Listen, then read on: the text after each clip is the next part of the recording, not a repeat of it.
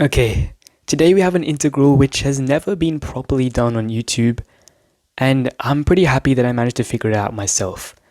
It's the integral of the fourth root of the tangent function. Bro, you've all heard of square root tan x, cube root tan x, but fourth root tan x? Okay, let's do this. So the first step is pretty obvious. We're going to let u equal the fourth root of tan x. Right, okay, so now we just plug that into the integrand. Fourth root of tan x was u, so we have 4u to the 4 over 1 plus u to the 8. Okay, and now we're going to do a sneaky completing the square.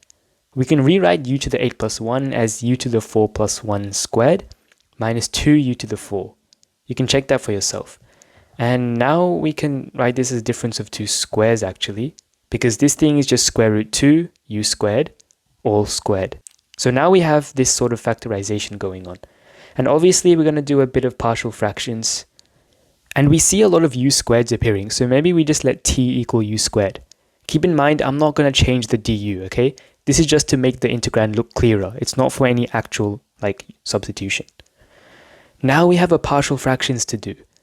Honestly, I hate partial fractions, but sometimes you just can't do anything else. Let's compare the numerators. We have t squared is equal to this expression, and now we're just going to equate coefficients of powers of t, I guess. So the t cubed coefficient is 0 on the left. On the right, it's going to be a plus c, right? Yeah, okay. So we have a plus c. That means c is equal to minus a, right? So maybe I just put that in. Okay, so now t squared coefficient, well, it's 1 on the left, but on the right side, it will be a times root 2. And what else? Plus a b, right? Because of this. And then on the other term, we're going to get minus a times minus root 2. So that's plus root 2a. And of course, we have d. So yeah, plus d. Can't really do much there. Let's look at the t to the 1 coefficient. So we have 0 is equal to a plus b root 2, and then minus a minus d root 2. Okay, well, these a's will just cancel out, right? Yeah, okay, so we're just left with this and this and this. So b is equal to d, so let me just replace that in. Now we only have two actual variables to deal with, or unknowns to deal with. Okay, let's look at the constant term now. That should give us all the information we need. On the left, we have 0 as the constant term. On the right, we have b plus b. Oh, wait. Yeah, is that right? Okay, yeah, it is right. So that means b is just going to be 0, right? 2b is 0, so b has to be 0. Nice. Wait, that's actually much better than I thought. So we have just a, we just have a basically. We just need to find a. If this is 0, then a is going to be 1 on 2 root 2, right? Yeah, okay. So a is going to be 1 on 2 root 2. Let's introduce that. And let's try to simplify this a bit. Okay, cool. Now, let's just simplify this factor at the front. It's just going to be root 2, I guess. Okay, keep in mind, t was just, we just introduced it to clean things up, but it was actually equal to u squared.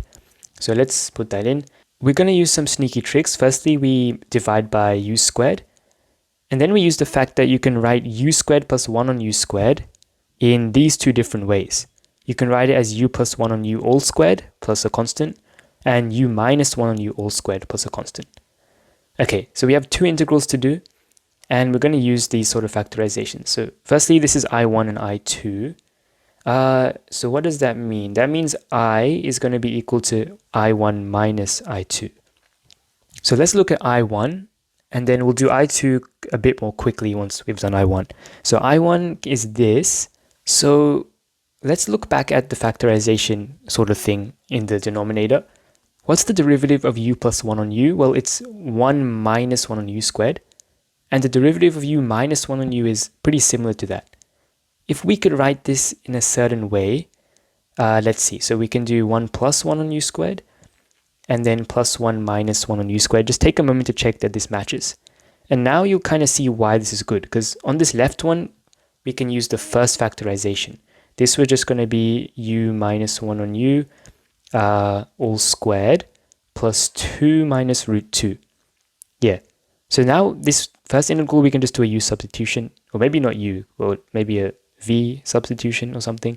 If you do the substitution, you're going to get something of the form 1 on t squared plus a squared and 1 on t squared minus a squared. So this first part is 1 on a tan inverse t on a, that's a standard integral. The second one is also kind of standard. It's equal to 1 on 2a log a minus t, a minus t over a plus t. Okay, so now we just apply it to these two things because as you can see, the derivative of that thing in the square is literally there. So we can do that. You can apply a similar idea to the other ones, but I'm not going to waste time doing the substitution. So we're just going to get root 2 on 2 times, let's see, 1 on a tan inverse t on a, but a is here, but here a is square root of this thing. And t is going to be u minus 1 over u. And on the other one, we're going to get 1 on 2a log a minus t on a plus t, where a is square root of this thing. And and t is going to be u plus 1 over u.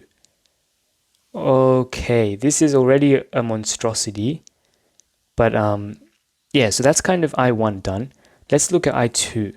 So I2 is this thing. We can do a similar sort of trick here. I won't go through all the details, but yeah. And now we split up the integral in a similar fashion. And now we just factorize the denominator, or maybe complete the square is a better term. So if you do the factorizations, you get this. Now the top is the derivative of the thing inside the square in both of these integrals. So we can just use those two formulas.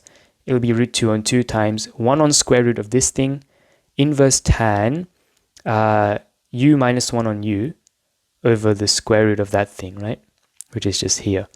Okay, the next one is just going to be root 2 on 2 times 1 on 2 square root that thing log this thing. Okay, so okay, this is too much to say. You can just look at it. So we're done with I1 and I2. So this was I1 and I2, and I is just the difference of them. So when we do that, we get this. And obviously, if we replace u with the fourth root of tan x, which was what we substituted in the beginning, we get our final answer. Wow, what is this monster? This is the integral of the fourth root of tan x. And if you want me to do a video where I differentiate the right-hand side and prove that it's the fourth root of tan x, just get this to I don't know how many likes we usually get. Get it to 1k likes. Yeah, actually, maybe don't get it to 1k likes. I don't really want to do that. Thanks for watching.